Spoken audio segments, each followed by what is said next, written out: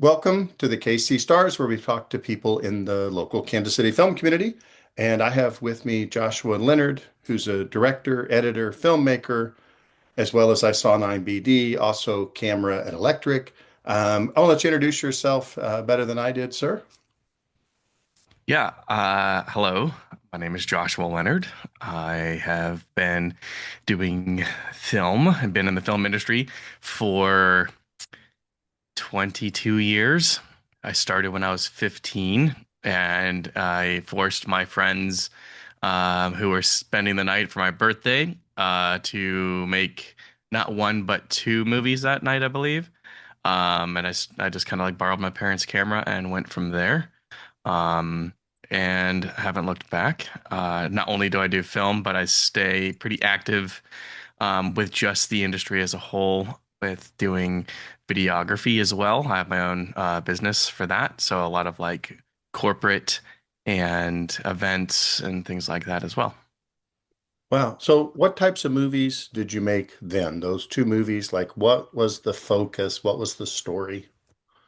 Yeah, so I still have them. I actually have everything I've ever shot, not just my own films, but like period, I've ever shot in the last 22 years. So whether it be on external hard drive or whether it be on mini DV tape, which I just found out there's a place, our Overland Park public library, you can actually like digitize your tapes. So one of these days I'm gonna do that. But so that movie, technically, my birthday wasn't the first film, but the other one was like a Dragon Ball Z fan film. But anyway, excuse me. It's called The Information, and it was like a mob heist cop movie, and like these two undercover cops get uh kid or their cover's blown, and so like the mob guys know, and then they're like torturing them for whatever reason. We never explain it, and then they escape, and there's like a gunfight. And then the second one was called the Ghoulie Knight, and I had this little like pygmy mask, and and it was like green and it was stupid looking. I don't even know how or why I have it, but I wanted to make a horror film too because I've always loved horror films, and I wanted to make one of those. So we made both of those in the same night. It was just a lot of fun. We made a lot of it up as we went. We actually ended up remaking The Information the following year because I was like, guys, I feel like I've gotten better as a filmmaker, and I think we can actually add a little bit more depth to this. And so there was like more like uh cuts and angles, and a tiny little, not even, I wouldn't even call it more of a backstory, but more like lead up into it. But yeah, so I mean, I don't know, I've always loved it, and any excuse of I can have to have a camera in my hand, I would have it. In high school or in college, I would I like, especially in college, they would say, all right, you have a 10-page paper. And so after class, I'd go up to him and just be like, "Hey, so can I do a 5-page paper and then make a video on my explanation for this or that and the other?" And most of the times, I was able to convince them, and they said yes. But any excuse I could have, I always wanted to film everything possible just to try and keep honing my craft. Wow. So, did you go to school then for film cinematography? Yeah, so I went to University of Central Missouri, uh, and Nicole Hall actually went there, but I think she left before I started. But I went there for digital media with an emphasis on film because there was no film degree. For the record, any advice to people who haven't gone to school and thinking about going to school, this is just unsolicited opinion. Don't go to school for filmmaking. I mean, the biggest thing that I learned, or I got out of it, were lifelong like contacts and friendship. But as far as like, I don't think you need a degree in film. Can it help? Yeah, you can learn film theory and things like that, but in my opinion, I think you get yourself on a feature film set, and or short films, but like a feature. Like I worked on my first feature 2 weeks after I graduated high school. And I was just a production assistant. It was 3 weeks long, was the shoot, 6 days a week. But I learned so much in such a short amount of time. And I feel like I get more out of working on other sets than I did in school. But I did go to school for filmmaking, yeah. Wow. So, and right after high school, you were working on a set. Was that in Kansas City? It was actually in Warrensburg, Missouri. That's where I spent a lot of my childhood. I was born in My Warrensburg, Missouri myself. So, Yeah. Yeah, yeah. I was actually born in Tampa, Florida, and then I Oh. lived in Anchorage, Alaska for 7 years, and then we drove from there to Warrensburg, and I lived there for 17. I was a Air Force brat, so thankfully we only moved three times in my life, and then I moved up here in 2015, November of 2015, by So you myself. lived, you went to high school in Warrensburg, college in Mhm. Warrensburg, and then at some point moved to the Kansas City area. Yep, because I knew this is where the big dogs were. I Mhm. wanted to make sure that I wanted to level up as a filmmaker. I wanted to put myself alongside with the top dogs here. I filmed in every nook and cranny you could possibly think of. Got permission everywhere you could possibly think of in Warrensburg, the back alleys of Pine Street. I've filmed in fitters like.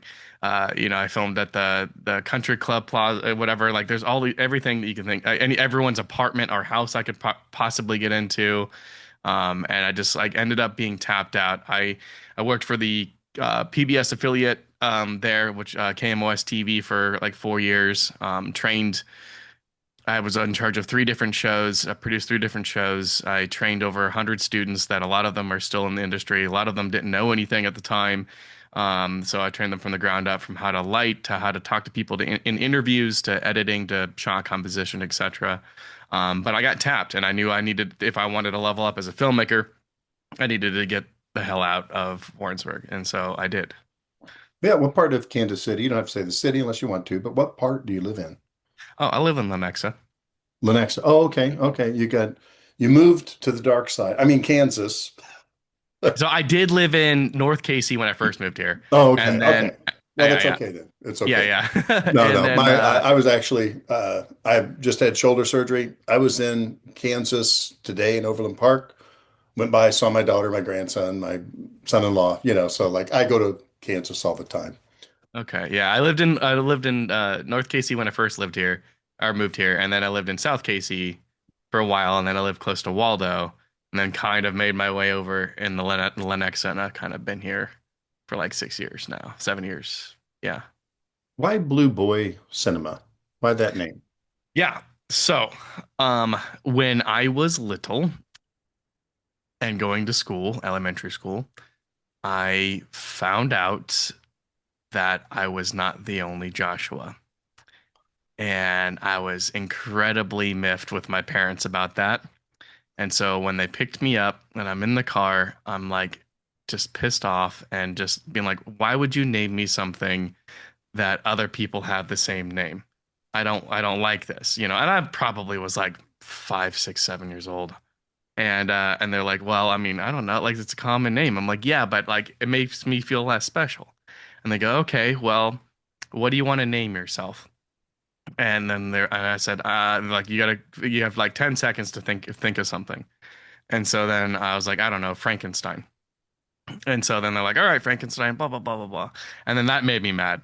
And I'm like, no, I don't want to be called Frankenstein. They're like, okay, you have one more chance to name yourself something, and that's what your name's gonna be. 10 seconds. And then, 3, 2, and I was like, Blue Boy. And so they called me that for a little bit. So when it came to creating like a production company name, a label per se, just so that way people know what my films are, it just seemed right to call it Blue Boy Cinema. I like it. That's a great story. Thank you. That's a great story. So basically what I heard was there's too many Joshuas in the world, so you're Blue Boy. I like it. Well, what was it 2020? There was the meeting of the Joshes, like Oh during wow. COVID. Yeah. I was that Yep. close to going. Really? Where was it? I can't remember. I really, I remember it wasn't like it was like maybe like a 3 or 4 hour drive. It wasn't like anything Oh, okay. crazy.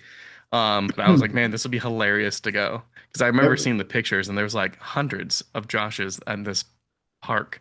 and I just thought Every it'd be year, hilarious. every year, people send me in Kyle, Texas. They have a Kyle get together. Every year, somebody forwards it to me on Facebook or someone sends me a message. I You have should no do it. desire to go, but No? it's funny. Okay. It's funny. I think it's funny. It is funny. Um, so I guess why do you think you wanted to pick up the camera? Because a lot of people want to be in front of the camera. Why do you think you picked up the camera? Yeah, I did high school theater, which I feel like a lot of people do when they start off kind of getting in the creative stuff. I've always been creative like my entire life. I've been drawing since I can remember. I got accepted to a fine arts academy when I was 8, and they were like, "You were too young." I won a PlayStation 2 for a drawing contest when they first came out, and that was really cool. But like, I've been writing scripts for things since I was 11 or 12 years old. Instead of paying attention in class, I have a blue binder and I still have it.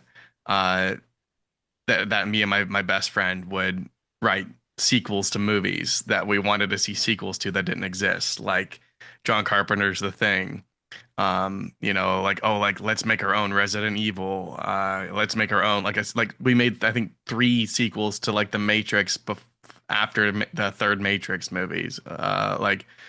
So we just wrote, and then I would write a little bit and I'd get stuck, and then like I'd wait for the teacher to turn around, and then I'd slide it to him, and then he would write a little bit. And I just really enjoyed it then. And we also did like costume and character design. I would draw the characters, and then he would like make the guns, like and on the same paper because I couldn't draw guns. Um, so like I did these things without even really consciously realizing it. The light switch hadn't clicked yet. So, but I did theater and I really enjoyed theater as well. But I've always loved movies. I've been watching, movies my entire life. Like I saw Night of the Living Dead and Child's Play when I was like 4 years old, Wow. and I Child's loved play. horror films ever We since. But it need to get wasn't your until parents on the line here right. briefly. No, I turned out okay. Maybe. But you know, so like when I was 15, I watched Evil Dead 2 for the first time. Well, we watched all of them. The original Evil Dead, Evil Dead 2, Army of Darkness. And Evil Dead 2 is what really caught my eye though. It was like just a perfect marriage between campy and horror. And the acting was just like intentionally overdone a little bit. The gore was great. And so then I just fell in love with that movie. And so the next day after we watched it, I went and bought it at Hastings, I believe. And then as soon as I bought it, I popped it open at the DVD and then I put it in and I just watched the special features and the behind the scenes. And like there's so many things that messed up in the movie that like on set that still made the cut. Like Henrietta, the one of the Deadites, she's floating around and spinning around, and if you watch it closely, there's a tear in like her butt of the costume, and that was the only costume like they had of it really, and they had to use it. And so like you could actually see like Sam Raimi's brother, I can't remember his name off the top of my head. His brother's like underwear, like his black underwear, like as he's spinning around. Like, there's another scene where an eyeball pops out and like it's flying through the air, and a lady like, it gets in her mouth or whatever. But like if you look closely, you see the stick, and they just have the camera, like the camera or the like a rear projection, whatever. And there was these little things, these little like mess ups that like made me think to myself, and just seeing how they did it, and it was so like hands on, like everybody was, and it just made me think to myself like, like I've always loved movies, but like I think I can actually do this, and the rest is history. How old were you when that happened? I was like 15, 16. That's a really cool story. I turned 37 tomorrow, so it's been a Oh minute. my goodness. Yeah. 37. Wow. 37 years old. I think I was 37 at one point. No, Like it's yeah, like 5 years ago. yeah, yeah. I turned 57 a few months ago. So yeah. I wanted to ask, like, so you've lived in both sides of the border. You lived in the Northland, south of the river, and in Kansas. You've probably eaten a barbecue everywhere. So someone's coming to town and they want to know. They said, I only have time. I'm passing through. I got time to meet you one place. I can meet you anywhere in town. Don't worry about it. I'll pay your gas, whatever. Just like, I want you to be there. Where are we going to meet? You're gonna hate my answer. I love your answer I already. I don't love really your answer. I'm going to write it down. I don't like barbecue much. Oh, no, I do hate Um, your answer. No. yeah. Um, like Where would I'll you go eat it. instead? Where I'll would you eat it. negotiate? I'll eat it and I enjoy it, but it's not I never get like a hankering for it, Okay. But lately my answer would be Casey Ramen would be my answer in Okay. Overland Park. It is the best, most authentic leg ramen in town, hands down. AC Ramen. The or Casey Craft Ramen, I think that's what it's AC called. Craft Ramen. It I've not is been there. I, have you been to Magic Noodle? uh-uh. I don't know why. I've only been there once. It's just there's two in Kansas City. One's in Overland Park. They have the people making the noodles and stretching them out and stretching out the noodles Okay. and just making them. And a robot serves you. So they come Interesting. out and take your order, and the robot brings your food, or at least brings your drinks. I just loved it because of just the I'll have whole to try that atmosphere. out. The whole atmosphere. Now, I've never been to KC Craft Ramen. I actually have heard of it. I've never been there, but I thought Magic Noodle was just something about watching the guy make noodles and having a robot serve my drinks when I didn't know that's what was going to happen there. I got a real kick. I mean, I saw the robots, and then it came over and brought the drinks right to the table, and I thought, I kind of like this place. I have to try that out. I've never heard of that place. Yeah, Casey Well, Craft Ramen's great. It's always busy. It's always has a line. The best time to go if you have availability during the weekday, for like around like right after lunch, like 1, 2 ish. That's the yeah. best time to go to get in. Get in. They always get like this. I think it's called like the Casey. I don't know, spicy something. It's the one I get every time. And it's so so so good. What's in the KC spicy? I'm actually writing it down because I might be doing this. Let me look it up. Yeah, no, it was just like I think it's not called the Casey Spicy. It's called something else. That's all right. Spicy, I got. So, Yeah, yeah, yeah, yeah. It's like red. Like it's something and like but like their like buns are really good. They're like there's like this it's like this sweet spongy bread that yeah, they put like chicken in the mid like the little sliders. Oh my goodness, man. I now I really want to get it. yeah. That's good. Um Just add a little barbecue sauce to it, and you've got.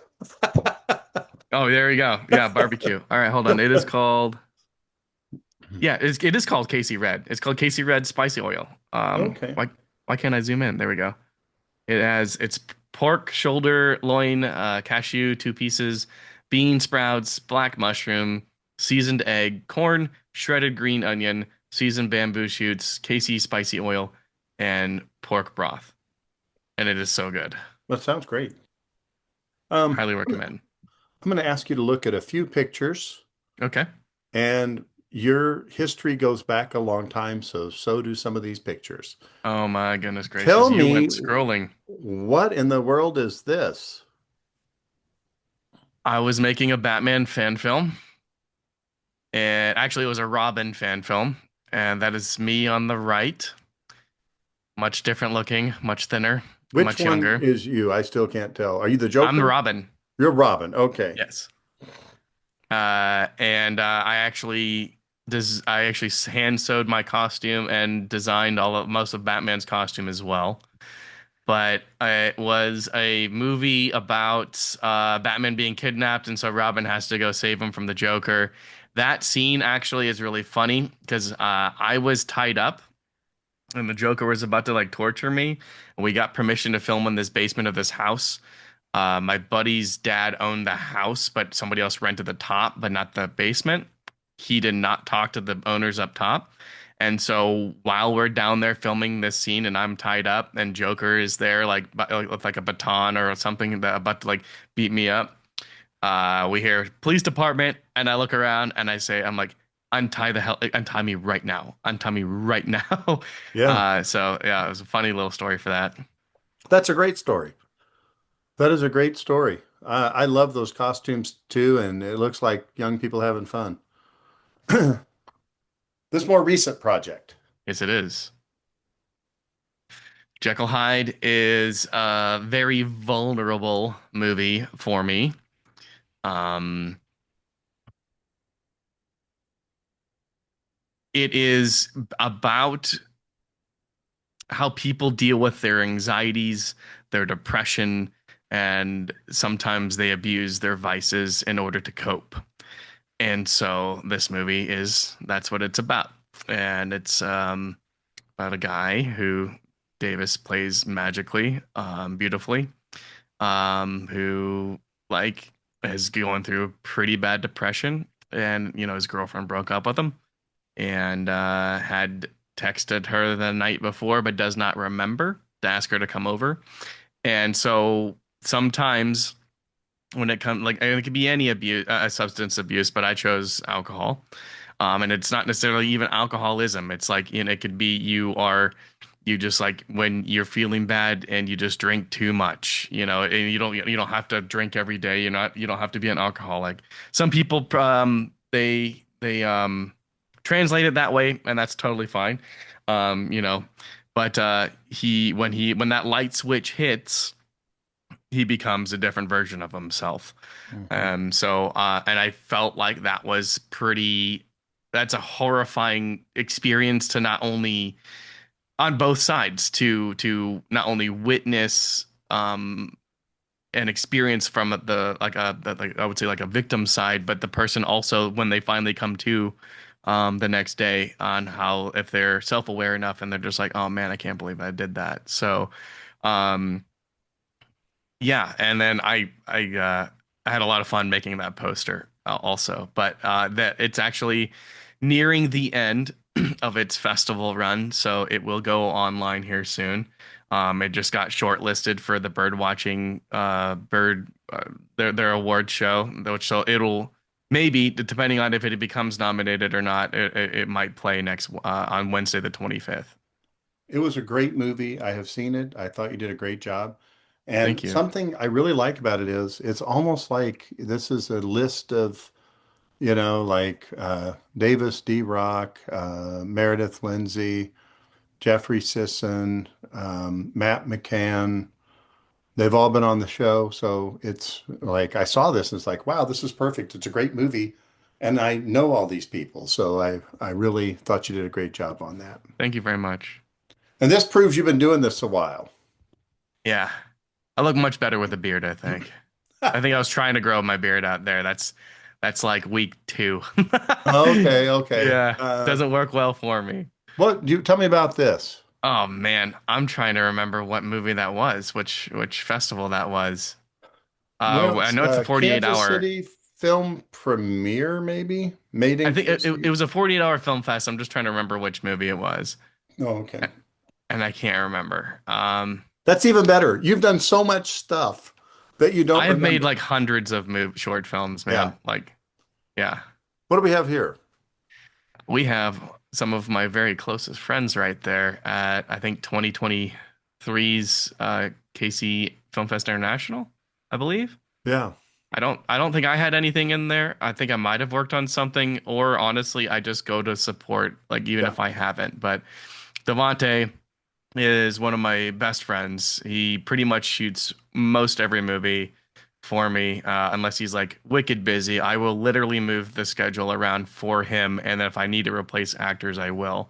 Wow. That's That's because, and good. then we got LaRon Cooper, who's doing great work out in Massachusetts now for sound, and then which I actually talked to him yesterday on the phone, and then Jean-Jacques, who actually was in a movie recently that I co-directed with Meredith that I'm currently editing.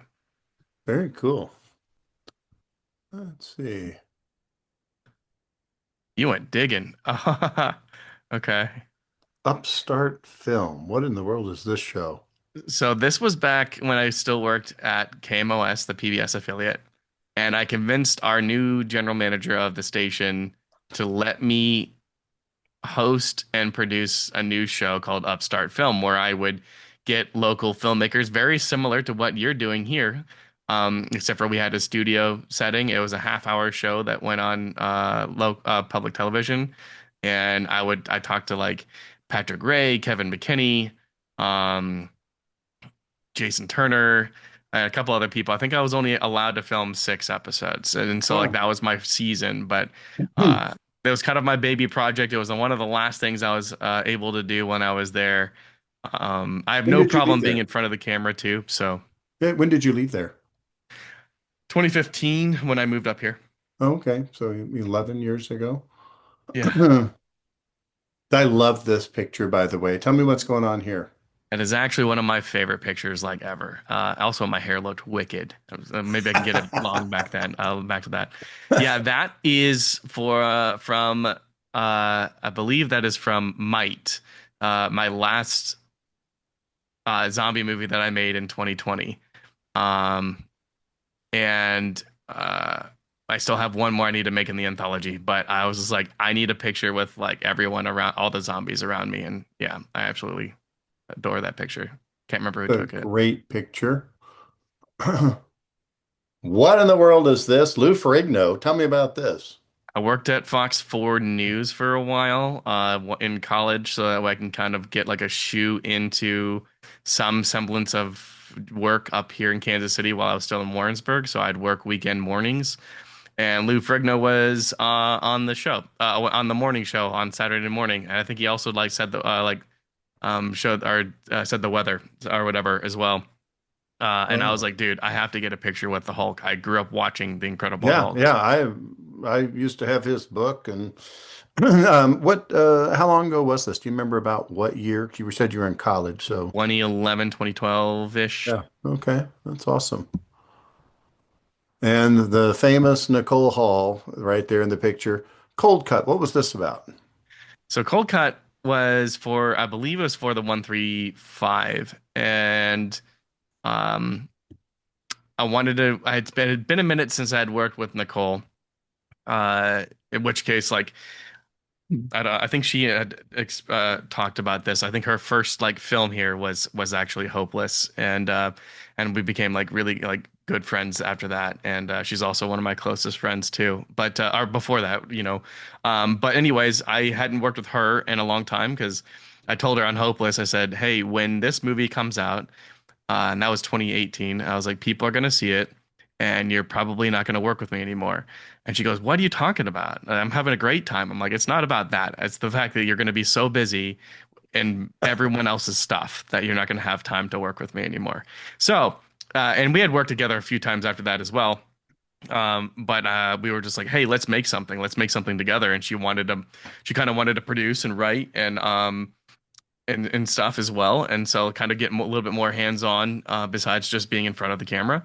And we got I can't remember what our stipulation was or whatever. I know we had a 3 minute and actually I think I drew for a 1 minute and then we paid extra to spin again so I can get a 3 minute because I said the only one I didn't want was a 1 minute. And of course, I drew the 1 minute the first thing. I spun them for the 1 minute. And so we were coming up, me, Nicole, and Matt were coming up with the idea that night, What trying to a come up with an team. What a team. idea. Seriously, I Nicole I and love Matt are like, I love them to they're death. Like fantastic. I love we have such a good time hanging out. I spent a few nights on their couch after a fun late night evenings, out having a libation or four. Um, but yeah, and so like, we're trying to come up with a theme, and I said, let's do it like about a breakup. And we kind of came up with this interesting idea of like she's like it's almost like a music video, and then but you can kind of see things playing in the background as well. And I love to challenge myself. If I'm not challenging myself in a movie I'm making, then what's the point? If I'm doing the exact same thing over and over again, if there's not something new and not something challenging, then I'm not learning. I'm just rinsing and repeating. And so in this challenge, which I've done before when I was young, but I was like, let's do like a picture in picture type thing. So we green screened her, and then we with her also being in the background of the same shots.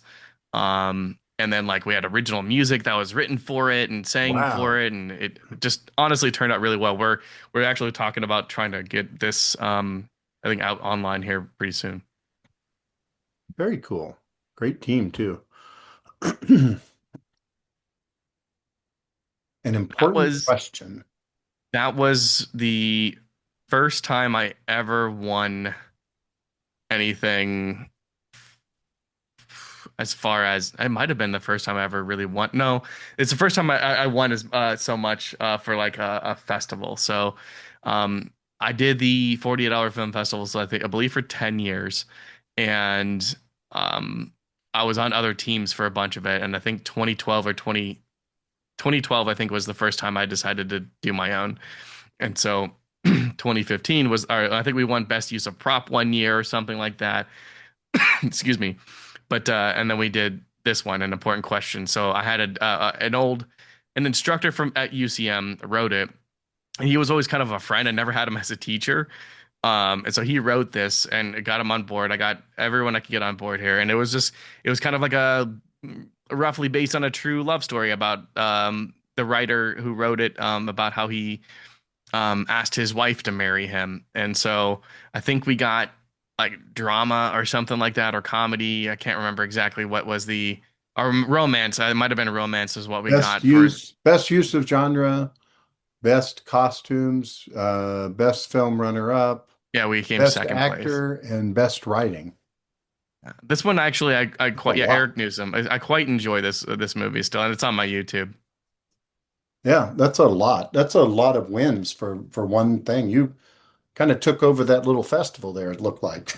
That one, but I mean, honestly, like with the 48s is where I mean, I think Kansas City has gotten, man, it's wild how things where things are now compared to they were 10, 11 years ago, as far as like just the filmmaking here. Like so many people have leveled up exponentially. So many young filmmakers are now coming out of the woodwork, and you just see them and they are just like you watch their first, second film, and I'm like, goodness gracious, like this is so much like when I was your age, it's some eons better than what I was doing. Like, and it's really wonderful to see how it is just expanding, and the love of filmmaking has just the community has, I just feel like it's just blown up.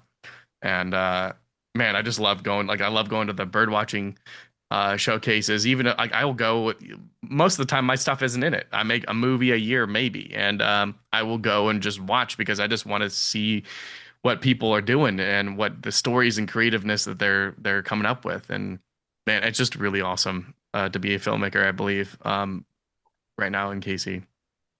So do you write as well? I do. I don't fancy myself a writer. Everyone else tells me that I am. Um, but I do. I most like most of my stuff. I think I've written myself. Jekyll Hyde, I wrote. My all of my zombie anthology series. Mine is Hurt. Davis wrote Hurt because I knew the concept, but at the time I was not able to figure out how to write that one. But And for the most part, I do. But honestly, I love it when people want to write something, and they're like, "Hey, you want to make this?" Justin Nosler gave me something, and I really want to make it. And he was, and I was just gonna help him like make it at first, and then he was like, "Do you just want to have it? I think you would do this justice." And I'm like, "Dude, that's awesome, thank you." But I do write. how did you write Jekyll and Hyde? I mean, did you know the ending before you started, or like did you just start from the beginning of the story? I knew exactly how it was gonna go. So, I obviously it's fabricated, but I have lived that on both ends, being the Jekyll and Hyde, and also being the person who has experienced the Jekyll and Hyde. So the inspiration wasn't hard. The movie was not hard to write as far as the content. It was hard to write as far as holy shit, this is going to be the most vulnerable thing I've ever done. And I'm putting it out there. And when I know whenever it's going to screen with the bird, Patrick and Lolo are going to say, "What was your inspiration?" And I'm not going to give some placated, cordial answer. I'm going to say the truth. My heart rate was up to like 176. I'm not even kidding you. Whenever the first time it screened, I felt like I was about to pass out. I've never felt like that screening a movie or talking in front of people ever. Um, and I damn near cried on stage because it was something that I struggled with myself. But the original ending actually was not the ending that was in the movie. The original ending to it was she leaves, and spoiler alert, I guess, but she leaves and you see him pour the alcohol down the drain. And then I thought to myself, that's not that's not real. Like that's not usually how things go. Like it can, but usually the real part is, well, I just made things worse. Let's go back to my vice. Because and drown my sorrows and try to be numb or happy or whatever. So, but typically when I write things, I write it all here first, and then at least most of it, and I won't touch pen to paper until I have it mostly figured out in my head. And then once it's mostly in here, then I will physically handwrite everything, old school. And once I get that down and I'm happy with it, I will then type it, and that's my second draft. And that's the one I typically go with. I don't really go with like I just kind of I'm very decisive. And so when I know what I want, then we're good to go. Sometimes I'll send it off to like Devontae Davis, a couple other people, and usually I'll send it off the script to somebody who's not a filmmaker as well. And so that way I don't just get filmmaker feedback. I get like regular, like, person who believes movie magic's movie magic, feedback. And then I'll take advice from all of them. Maybe, I'll listen to all of their feedback, and sometimes I'll take it and sometimes I won't. But I don't know. I'm kind of old school with how I do it. I like the way you write it down. You are the first person. I've asked this question.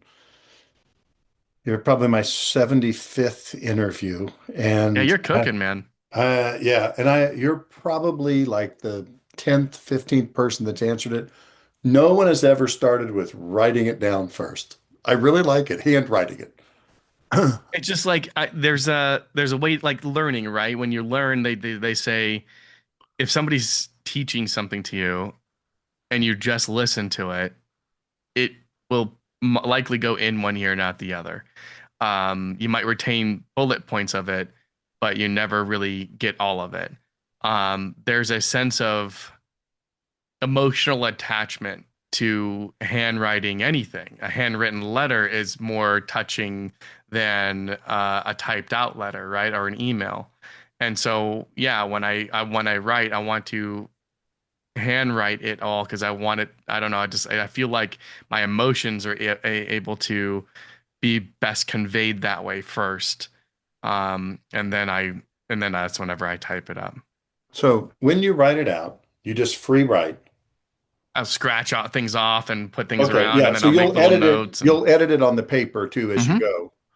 And then when you type it, do you like read over it multiple times and then type it the I way you think? I type it as I go, and I look to see what my notes were and change things out. And then sometimes while typing, and I'm like, actually, let's add this line, or let's move this here, or let's take this line out because it sucks. Um, because like, and you're an actor, like so, like you sometimes reading lines comes off cheesier than it is like spoken out loud. And so like that's another thing that I do too is like when I'm saying some or like typing out dialogue for people, I will speak it out loud as well in different ways to and not all the time, but like just to A, find that character's voice, and then B, also like does this sound stupid? Does it sound cheesy? If it does sound cheesy, is that what I'm going for? Um, you know, uh, and then if it doesn't, if it sounds great, then I just keep going. Do you when was the last time you acted? Sorry, when was the last time you acted in something? I acted in the first Red Friday, Paul South's first Red Friday, and in which to me I consider like the short film versions of like a little bit like kind of like dialed back versions, Kansas City versions of the Terrifier films. But and I love them; they're great. But I was the first death in his trilogy because I think they just filmed the third one. I was a pizza delivery guy who was also a Twitch streamer, our streamer, and I got stabbed in my car through the back of my neck with a small like hay pick or whatever, like the our maybe I think that's what it's called, and but it was like electric, and that's the killer's main weapon. And so like you got these three things, and I got stabbed through the neck, and I'm just like, ah, and the blood squirting everywhere, or whatever. And it was a lot of fun just doing that on occasion, because I don't get to do that very often. So Do you ever, so you don't ever write yourself in like a role? Like a lot of people write themselves, they're the lead character or they're the third character so they can be a part of directing. no, when I direct, I focus on that. So um, that's just what I want to focus on. I will, like, I've been a cameo in something of mine. Like, I'll just like somebody in the background, or I pass by somebody or whatever. But as far as like lines of dialogue and prominent role, no. And it's a lot of those times too. I just do that just to help fill it. Like, say we don't get as many extras, or we want more life in the scene or something. I'll just yeah, I'll just walk through. I'll just walk through the shot, so that way it looks, like there's something going on. It's busy. Um, but no, I when I make movies, I want to focus solely on directing. I Part of the reason, one of the many reasons why I love it is the collaborative aspects. So like, can I shoot it? Sure. Can I act in it? Sure. Am I good? I don't think I'm a good actor, but like, can I do these other things? Hey, Yes. that doesn't But stop me. I still do it. you're fine, man. You do good. Yeah, you're great. But but like I love the aspects of like, let me get people who are passionate about their positions or who are really flipping good at those positions, uh and build out a crew, and so like that's why like I said, I work with Devonte all the time to shoot. I recently worked with Jesse Vanderviver on Meredith's movie, and that was excellent. I've worked with Joe Pekin, and he's such a talented guy, and you just find people you vibe with. But I also am not one of those people where it's like, here's my casting crew that I'm locked into, and I'm going to use these same people every single time. Now, there's a lot of people that are reoccurring, and it's funny when I made Jekyll Hyde, and I showed people the poster, I got messages being like, oh man, like dude, you're working with Davis, like, yeah, like again, and I'm like, one, he's incredible, and two, what do you mean again? The last time he was in something of mine was 2017. Why would someone say that to you, though? I don't understand. I don't understand certain criticisms. Like, why is it a bad thing if you know someone is going to be prepared, you like them as a person, you know they're a good actor? Like, why? Like, you're not going to say, that's a great cameraman. I can't use him again, or people are going to criticize. Right. Like, it's ridiculous. You work with who you get along. For me, you work with who you have chemistry with, who you get along with, and you work with somebody who wants to work with you, and then you also work with them like your friends. If you become friends, you don't have to be friends, but like who are talented in what they do, albeit cinematographer, actor, gaffer, sound, whatever. Like Matt McCann does my sound pretty much for all of my movies, and if he can't be on set, then he does all my post sound. Because he's really, really good at post sound as well. So, but like I'm always open to working with new people. I mean, because like that's how people get in, right? Like, and I love to teach. I love to teach.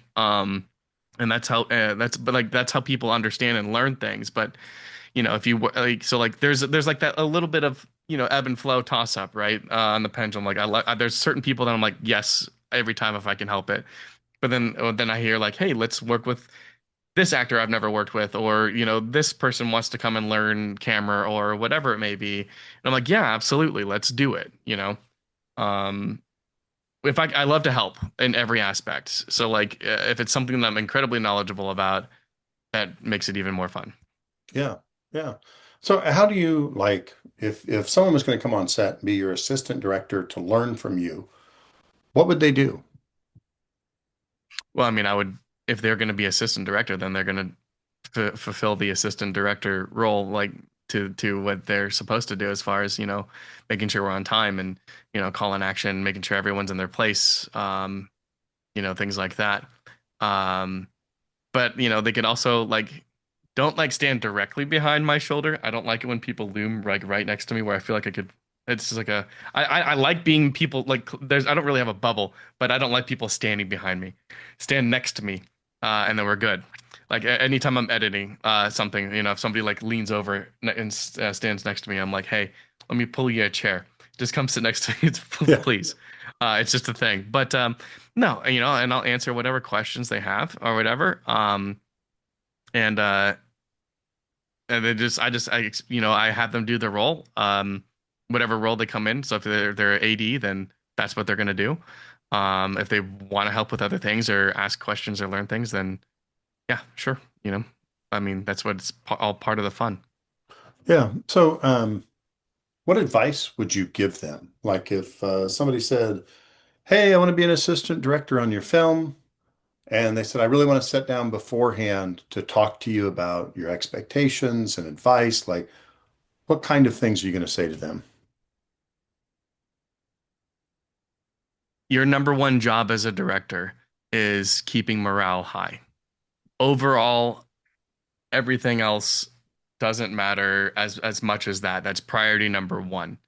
So, especially when it comes to maybe very serious movies or dramas, it doesn't really matter like what kind of genre it is, but like for Jekyll Hyde, very serious content, right? But like I made sure that we would be joking and everyone would be happy, they'd be fed. Nobody's like feels overworked.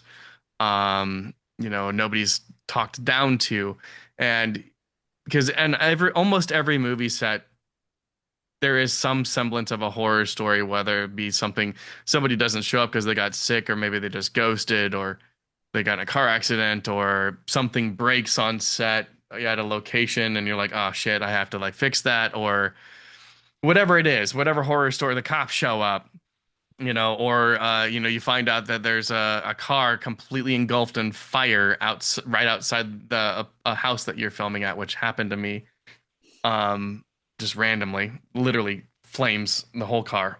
We ran out to make sure that like, and one of my people busted the window to make sure there wasn't anyone in it.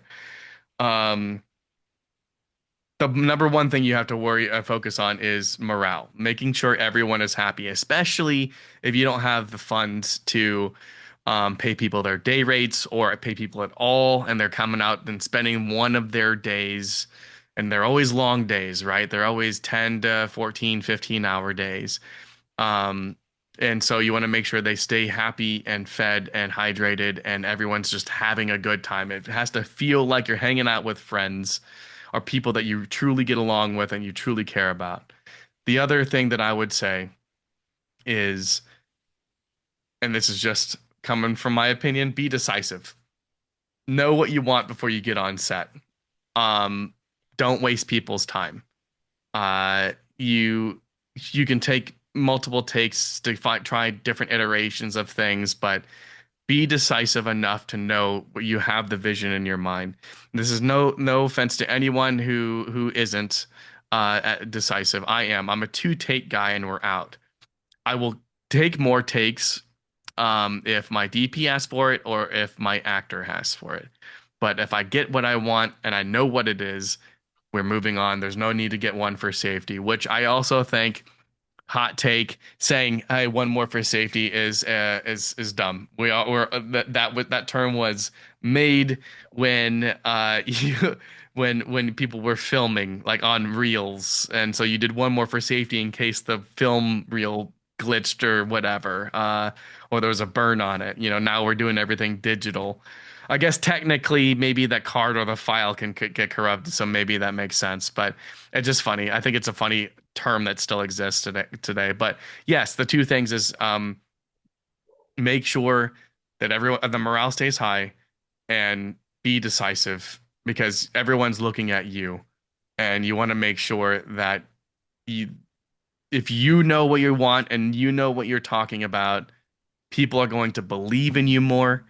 And even if you're making it up on as you go, but like that confidence and that decisiveness, people will believe in you more and they'll want to come back and work with you over and over again. It's so funny you talk about that for safety. Sometimes I've actually found it kind of annoying when everything was perfect and we have to do one more, I will admit. But I always thought it was for things like the microphone crept up a little bit, or there was a shadow from the microphone, or like some silly thing happened. Sure. Somebody And your coughed in the scripty or AD background. should catch that, or the sound guy could be like, hey, there was a little ruffle or Yeah, something yeah. like that. Then, yeah, do another one for sure. But like, if everything is perfect on that one take, move on. Yeah, I like it. I like it. Um, what do you think is most fun about making movies? Like, why do you keep doing it? Because you did it. Like we all do things at one point and then don't. Like you might have been an ice skater at some point or played I soccer. was. Yeah. Well, something like that. You were in theater, for instance. Like you do it and then you drop it. Why do you think you've had this longevity with filmmaking? It's just been the one constant my entire life. Um, People come and go. Uh, Sometimes family relationships, whether it be significant other or friendships, falling out for one purpose or another. It has been the constant. I can always pop on my favorite movie, and I know that I will enjoy it. Or watch something new and just love the experience. I also absolutely love going to the movie theater. It's my absolute one of my favorite things to do ever. I'm contemplating about going to watch something tonight. I just love. And then I used to work at a movie theater.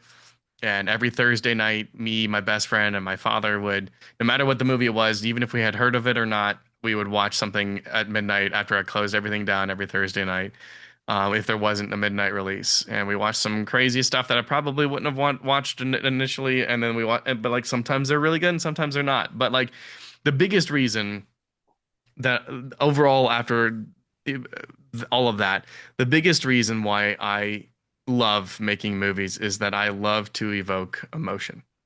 I like to make some impact on somebody emotionally, have them relate to it, have them connect to it in some way, whether that be scary, because I like to make a lot of scary movies and people are freaked out, whether it be something very like Jekyll Hyde. I've had multiple people come up to me and say, hey, they're like, A, thank you for being so vulnerable, talking about why you made this.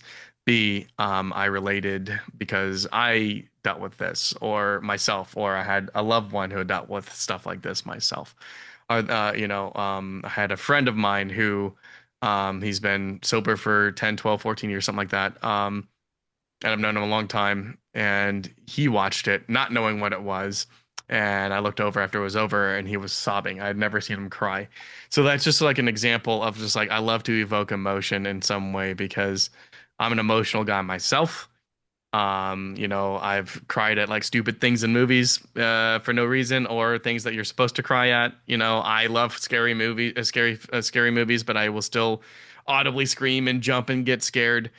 I enjoy all of that. So, yeah, I just want to like evoke emotion. I want to make something that's impactful, that's has longevity when it comes to one's memory of my work.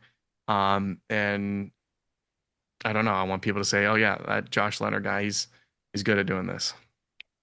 You talked about short films and you talked about a series. I can't remember the name of the series. It was Zombie. It's Those Who Remain. Those It's Who an Remain. anthology series. It's each Where is it? film each film is a separate story taking place in the same universe through a progression of time. So Reprimand starred Andy Penn and Christy Corville, and that was the first one. Um, and that had a fun inspiration. But basically, an ex-employee gets bit. He decides to go after his. He decides what in the short time he has left to uh, kidnap his very terrible boss and tie her up, and then she can watch him change in the room. So that was very interesting. Obviously, I had a very terrible boss at one point, and then the second one is called Hurt, and that stars Davis DeRock He's in and all your stuff.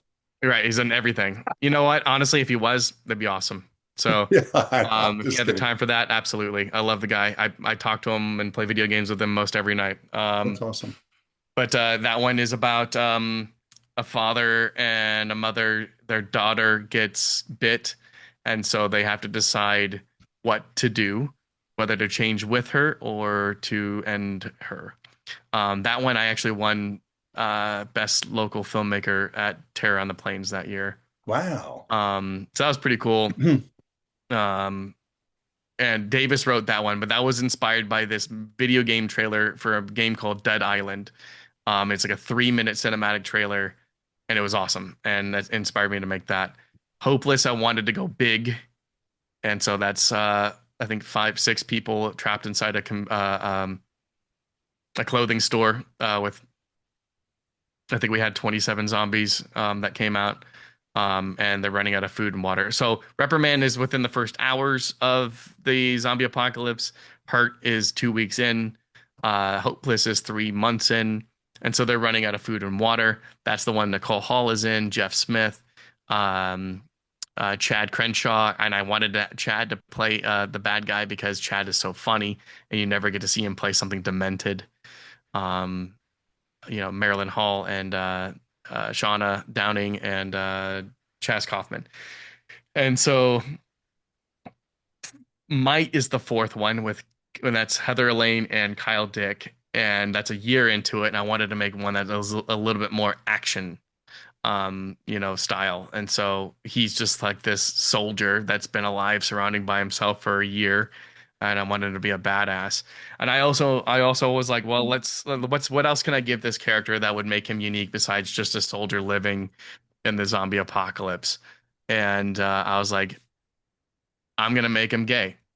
I was like, you've never seen a gay lead action star in any movie ever. And I was like, usually they're, the supporting funny role or it's a serious drama film or a romance film, right? And I was like, let's do like, and it was just like one little flashback, he was married to Trevor Martin was in it and whatever. That's and then of course, that's on YouTube and I get a wide array of comments on that. Um Awesome, though. That's awesome. yeah. Yeah. I mean, like, good and bad. And the Yeah, bad yeah. ones, I always say, hey, thank you so much for taking the time to watch my 16-minute movie. Also, thank you for taking even more of your precious time to feel so emotional about the movie that you watched of mine to then leave a comment. If you want to watch more of my stuff, go ahead and go to the channel. But like a comment's a comment, even if it's bad, it always pushes the algorithm more. Um, but yeah, and so I have one more I need to make, and I have like there's like two different ways I want to take it. I started writing on it, but it's a pretty big budget and it's going to take more than just a day or two to film. And so I want to make sure that it's perfect as much as possible and that I have the funds to be able to pay uh everybody at least something for it. So that's why that has not been made yet. But And yeah, it's that's Blue Boy this. Cinema on YouTube. Yes, sir. Blue Boy Cinema. And you have other things on there as well? Everything. Everything. So how many things are on there, do you think? 100 something. Um, Wow.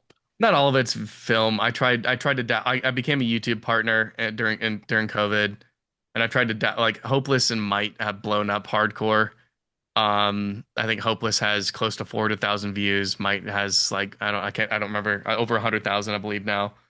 Um, and so like I became monetized, in which case like you would think that like the goal would be the dream would be that my YouTube makes enough money to fund my next movie, but I make scary movies. YouTube does not like to put ads on horror things. So I don't get to make a lot of money off of it. I've made some, but like not like nothing to be able to fund anything. Um, but yeah, I have pretty much everything. I don't have anything from like those early. You got me to tell you stories about movies that I did when I was a teenager. I don't have any of those up there. But I mean, like I've made a Wolverine versus Sabretooth fan film and That's all these awesome. different horror films. And the further you scroll back, the you could see the evolution. Yeah. As far as like at least I hope so, leveling up. But I think the furthest one back is like 13 or 14 years ago. Wow. Is there anything else that you wanted to talk about that I didn't ask you about? No, man. Honestly, like this has been an awesome conversation that we had. Thank you very much for having me on here. This is great. I love what you're doing with it. I love seeing your work. I guess that, yeah, I do want to ask you something. Um, when are you coming out with something else next? What are you acting in or working on now? That's a great question. I'm going to be in a Robbie Lopez horror, a werewolf in traffic, where I've probably been in, I don't exaggerate, 7 movies that Robbie's done. He's the writer director, and so I'm going to be in that. And then I've never been in anything with Will Carter, Okay. but I got Will's great. cast. I got cast in uh, Badge of Dishonor as the. That's his short that he's making soon, yeah? Yeah, I don't have any. I can't remember the script. It's 20 or 30 pages, so Yeah. it'll be a long short. But yeah, yeah. So I'm going to be in that as the chief of police or the sheriff. I don't remember which. It tells you how I could prepared see I it. I could see it. Yeah, yeah. So, but that's it. Those are the next 2 things I have going on. One of them's in 2 weeks, so I need to be ready. Get to reading, man. Yeah, I need to. Yeah, the horror movie. I'm the hunter hunting the werewolf. So All right. That sounds fun. yeah, I've been the werewolf a couple times, by the way. You've also been Krampus. Yeah, the Krampus and the werewolf. Yeah, so but it'd be kind of neat. But yeah. But But yeah, thanks no, for I asking. yeah, What do you have going thank you. on next? What is it basically your big project that you're like working on, or are you going to do some small project in between? I have so many scripts written that I want to make. I have 2 zombie movies that aren't related to my anthology that I want to make. One, it's something that I don't think it has really been seen before. Um, I have a mermaid movie that's a horror film that I want to make. Um, I have that one that I told you Justin Nosler sent me. And then I want to make a feature film by the time that I'm 40. So I got 3 years left to try and cook up one of those puppies out. I would love to make a feature film. It's just that like when it comes to writing something that's that long, uh, if I start to get bored when I write it, I'm like, people are gonna be bored while watching this. So a lot of times I'll start a feature and then I just squash it because I'm just like, I'm bored of writing this.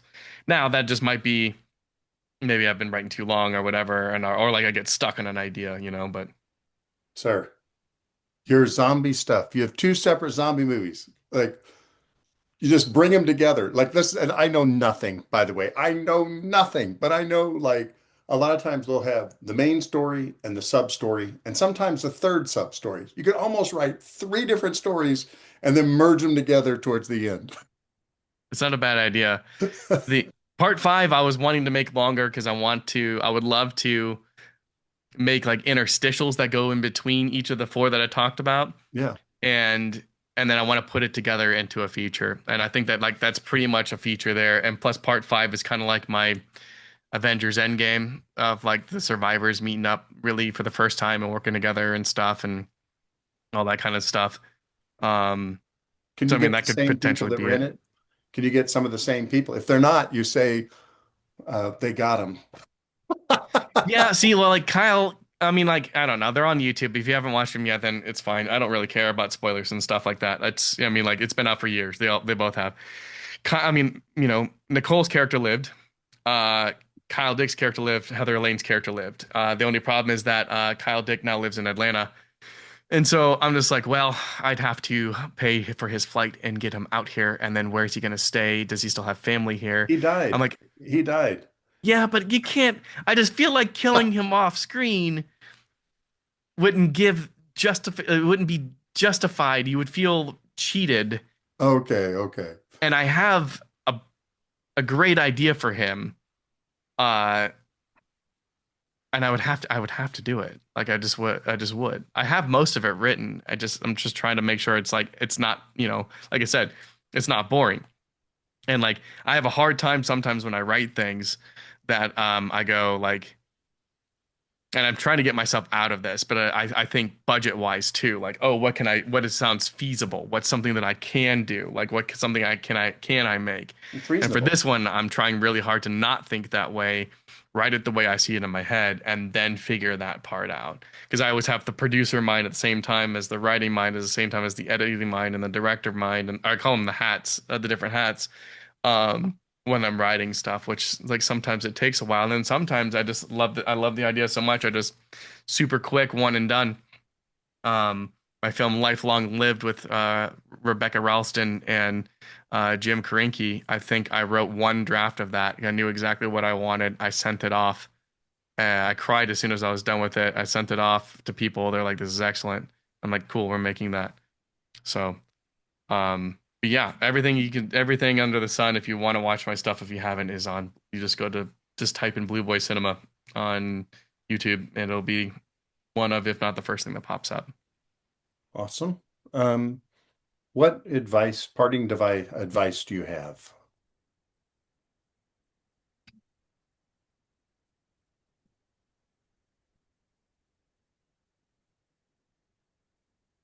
Don't be scared to say the scary stuff. It's okay to fabricate your own story to make it more cinematic. Make sure that you have purpose with everything that you do. And that purpose can be as simple as getting a few friends together with a camera and having a great time. Always make memories with what you do. Try to make them everlasting and have them be such a good experience no matter what. And if you don't love something, then don't keep doing it. Life is too short. But if you know that you love something or want to try something like filmmaking, or you did it once and you just got that itch and it just doesn't go away, don't make excuses. Do whatever you can to keep going and keep making things. Don't let things sit in post-production purgatory hell for years. Good enough is good enough. Learn from what you did, both good and bad from the previous film, and implement the good and into the next one and keep challenging yourself. Never stop challenging yourself and always try to be a better filmmaker in everything you do. Wow, that is deep and beautiful advice. Thank you. Told you I'm an Hey, emotional guy. So, hey, I appreciate you. Hey, thank you so much for being here. And I truly do appreciate you having the conversation. You were wonderful.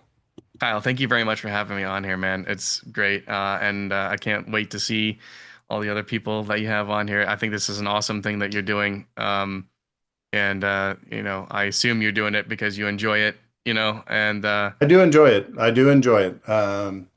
Yeah, I mean, I mean, I'm set to do probably 90 to 100 shows in a year. that is amazing. And I know a lot of people appreciate it and it makes them feel better as well. And so like it's very giving as well. So I thank you very much. And maybe one of these days I'll get you on one of my sets too. Sounds good. Thank you, sir. Thank you.